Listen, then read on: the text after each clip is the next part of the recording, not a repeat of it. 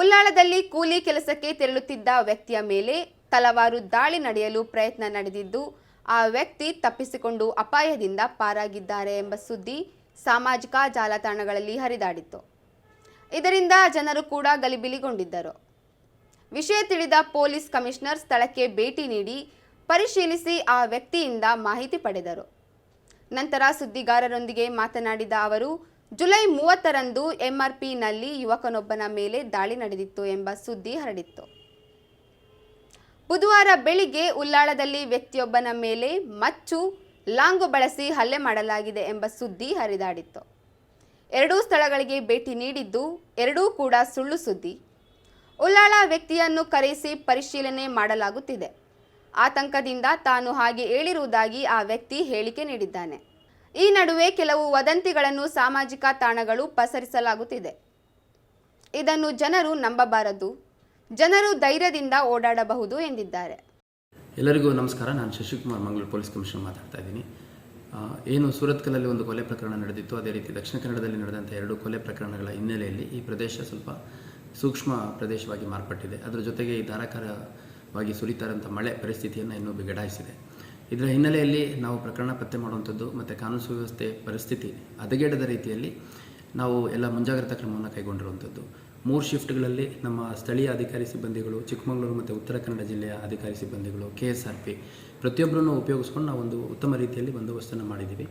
ಅದರ ಜೊತೆಗೆ ಪ್ರಾಹಿಬಿಟರಿ ಆರ್ಡರ್ಸ್ 144 ಜಾರಿ ಮಾಡೋದಿರ್ಬೋದು, ಅಥವಾ ಸಂಜೆ 6 ಗಂಟೆ ಮೇಲೆ ಅಂಗಡಿ ಮುಗ್ಗಟ್ಟುಗಳಿಗೆ ಬಂದ್ ಮಾಡಬೇಕು ಅಂತ ಆದೇಶ ಮಾಡಿರೋದು, ಅದ್ರ ಜೊತೆ ಮದ್ಯ ನಿಷೇಧ ಮಾಡಿರುವಂಥದ್ದು, ಎಲ್ಲ ರೀತಿಯಿಂದ ನಮ್ಮ ಇಲಾಖೆ, ಜಿಲ್ಲಾಡಳಿತ ಪ್ರಾಮಾಣಿಕ ಪ್ರಯತ್ನ ಮಾಡ್ತಾಯಿದೆ ಪರಿಸ್ಥಿತಿ ನಾರ್ಮಲೈಸ್ ಆಗಬೇಕು ಅಂತ.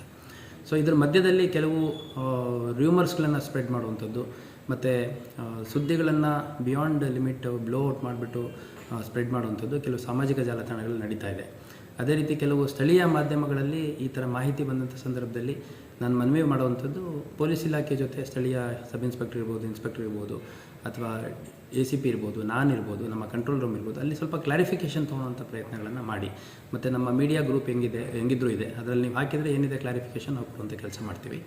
ನಿರ್ದಿಷ್ಟವಾಗಿ 2 ಇನ್ಸಿಡೆಂಟ್ಸ್ ಹೇಳಬೇಕು ಅಂತಂದರೆ, MRPLಲ್ಲಿ 30ನೇ ತಾರೀಕು ಯಾವುದೋ ಹುಡುಗನ ಮೇಲೆ ಅಟ್ಯಾಕ್ ಆಗಿದೆ ಅಂತ ಒಂದು ಸುಳ್ಳು ಸುದ್ದಿಯನ್ನು ಪ್ರಸಾರ ಮಾಡಿದರು. ಮತ್ತು ಇವತ್ತು ಬೆಳಗ್ಗೆ ಉಲ್ಲಾಳ ಭಾಗದಲ್ಲಿ 49 ವರ್ಷದ ಒಬ್ಬ ವ್ಯಕ್ತಿ ಹೋಗುವಂಥ ಸಂದರ್ಭದಲ್ಲಿ ಅವರಿಗೆ 3 ಜನ ಮಚ್ಚು ಲಾಂಗ್ಗಳು ತೊಗೊಂಡು ಹಲ್ಲೆ ಮಾಡಿದ್ದಾರೆ ಅಂತಂದು ಸುದ್ದಿ ಮಾಡಿದರು. 2 ಸ್ಥಳಗಳು ನಾನು ಭೇಟಿ ಮಾಡಿದ್ದೀನಿ ಮತ್ತು ವೆರಿಫೈ ಮಾಡಿದ್ದೀನಿ. ಮೊನ್ನೆದು ಅಂದರೆ MRPLದು ಸುಳ್ಳು ಸುದ್ದಿ ಇವತ್ತು ಬೆಳಗ್ಗೆ ಆಗಿದ್ದು. ಆ ವ್ಯಕ್ತಿ ಭಾಳ ಸ್ಪಷ್ಟವಾಗಿ, ನಾನು ಆ ರಸ್ತೆಯಲ್ಲಿ ಓಡಾಡ್ತಿರ್ತೀನಿ, ನನಗೆ ಯಾರೋ ಅಲ್ಲಿ ಅಟ್ಯಾಕ್ ಮಾಡ್ಬೋದು ಅನ್ನೋ ಒಂದು ಆತಂಕದಲ್ಲಿ ಈ ಥರ ಹೇಳಿದೆ ಅನ್ನೋವಂಥದ್ದನ್ನು ಹೇಳಿದ್ದಾನೆ. ಆ ವ್ಯಕ್ತಿ ಮೇಲೆ ನಾವು ಪರಿಶೀಲನೆ ಮಾಡ್ತಾಯಿದ್ದೀವಿ ಮತ್ತು ಅಲ್ಲಿ ಸ್ಥಳೀಯ ಜನರನ್ನು ಕರೆದು ಕೂಡ ನಾವು ಬೇರೆ ಬೇರೆ ವೆರಿಫಿಕೇಷನ್ ಮಾಡಿದ್ದೀವಿ. ಸೊ 2 ಇನ್ಸಿಡೆಂಟ್ಸ್ MRPLದಾಗಲಿ ಅಥವಾ ಉಳ್ಳಾಳದಾಗಲಿ ಯಾವುದೇ ಕೃತ್ಯ ನಡೆದಿಲ್ಲ. ಎಲ್ಲ ನಮ್ಮ ಅಧಿಕಾರಿ ಸಿಬ್ಬಂದಿಗಳು ಕಣ್ಗಾವಲಲ್ಲಿ ಬಂದೋಬಸ್ತನ್ನು ಮಾಡ್ತಾಯಿದ್ದಾರೆ. ಎಲ್ಲ ಧೈರ್ಯವಾಗಿ ಓಡಾಡ್ಬೋದು. ಆದರೆ ಈ ಥರ ಏನಾದರೂ ಸುದ್ದಿಗಳು ಬಂದಂಥ ಸಂದರ್ಭದಲ್ಲಿ ಅದನ್ನು ದೊಡ್ಡ ಮಟ್ಟದಲ್ಲಿ ಅದನ್ನು ಪ್ರಚಾರ ಮಾಡೋಕ್ಕಿಂತ ಮುಂಚೆ ಕ್ಲಾರಿಫಿಕೇಷನ್ ತೊಗೋಬೇಕು. ಮತ್ತು ಸದಾ ನಮ್ಮ ಪೊಲೀಸ್ ಇಲಾಖೆ ಈ ಪರಿಸ್ಥಿತಿ ನಾರ್ಮಲೈಸ್ ಆಗಬೇಕು ಅಂತ ಭಾಳ ಪ್ರಯತ್ನ ಮಾಡ್ತಾಯಿದೆ. ಜಿಲ್ಲಾಡಳಿತ ಸಹಕರಿಸ್ತಾ ಇದೆ. ಮತ್ತು ಈ ವಿಡಿಯೋ ನೋಡೋ ಪ್ರತಿಯೊಬ್ಬರು ಕೂಡ ಅದು ಸಾರ್ವಜನಿಕರಿರ್ಬೋದು, ವಿವಿಧ ಸಂಘಟನೆಗಳಿರ್ಬೋದು, ಅದೇ ರೀತಿ ವಿವಿಧ ರಾಜಕೀಯ ಪಕ್ಷದವರು ಇರ್ಬೋದು, ಪ್ರತಿಯೊಬ್ಬರು ಕೂಡ ಪರಿಸ್ಥಿತಿ ನಾರ್ಮಲೈಸ್ ಆಗೋ ನಿಟ್ಟಿನಲ್ಲಿ ಪ್ರಯತ್ನ ಮಾಡಬೇಕು ಅಂತ ನಾನು ಕೋರ್ಕೊಳ್ತೀನಿ. ಅದರ ಜೊತೆಗೆ ಈ ಥರ ಪ್ರಾಹಿಬಿಟರಿ ಆರ್ಡರ್ಸ್ ಇದ್ದಾಗ ಕ್ರಿಮಿನಲ್ಸ್ಗಳಿಗೆ ತೊಂದರೆ ಆಗಲ್ಲ. ತೊಂದರೆ ಆಗುವಂಥದ್ದು ನಾರ್ಮಲ್ ಸಿಟಿಸನ್ಸ್ಗೆ. ಹಾಗಾಗಿ ಪ್ರತಿಯೊಬ್ಬರು ಸಹಕರಿಸಬೇಕು ಅಂತ ನಾನು ಮನವಿ ಮಾಡ್ತೀನಿ. ಧನ್ಯವಾದ.